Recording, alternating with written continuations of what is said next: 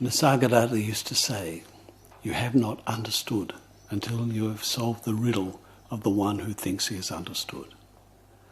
There's a great mystery in that. When the I becomes the spiritual I. There's often a great confusion between spiritual experiences, enlightenment experiences, and enlightenment itself.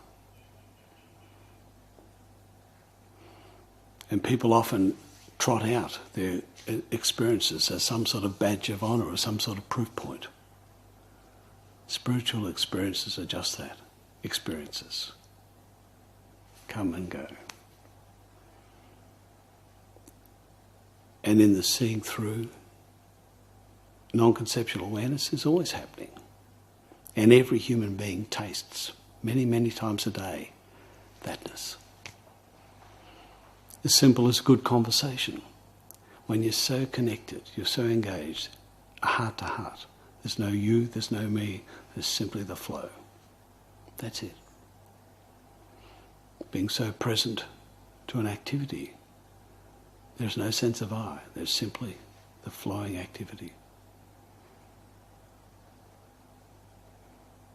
Sports people talk about being in the zone. Musicians talk about being in the groove. There's nothing magical or extraordinary here.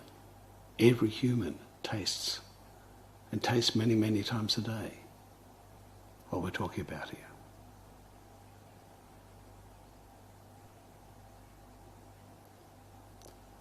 Some of the confusion arises out of the mythic projection about what enlightenment is. We gather stories, pick up second-hand reports, and start to put together a package of concepts about how it should be. And paradoxically, that enlightenment package, those conceptual ideas, become the issue. In the midst of experiencing, this can't be it. This isn't good enough. This isn't like so-and-so. Where's the blue light?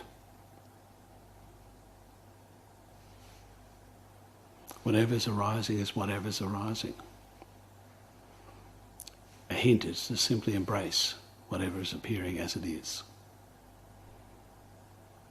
Because when you're truly engaged, that happens automatically. When there's no embracer, there's simply the flow. The flow is always happening.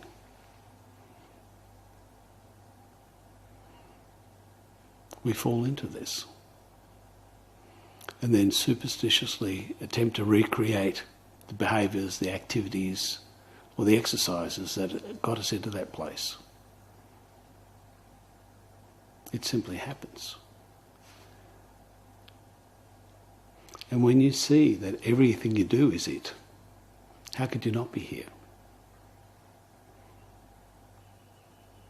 Try and get out of the moment.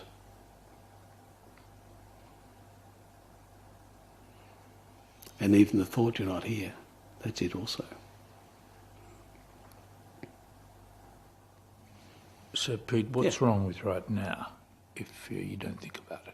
That's Bob's great one-liner, isn't it? What's wrong with right now if you don't think about it? Because without a thought, there's nothing right or wrong. And even thinking about it, what's wrong with that either? There's nothing wrong with right now whether you think about it or not.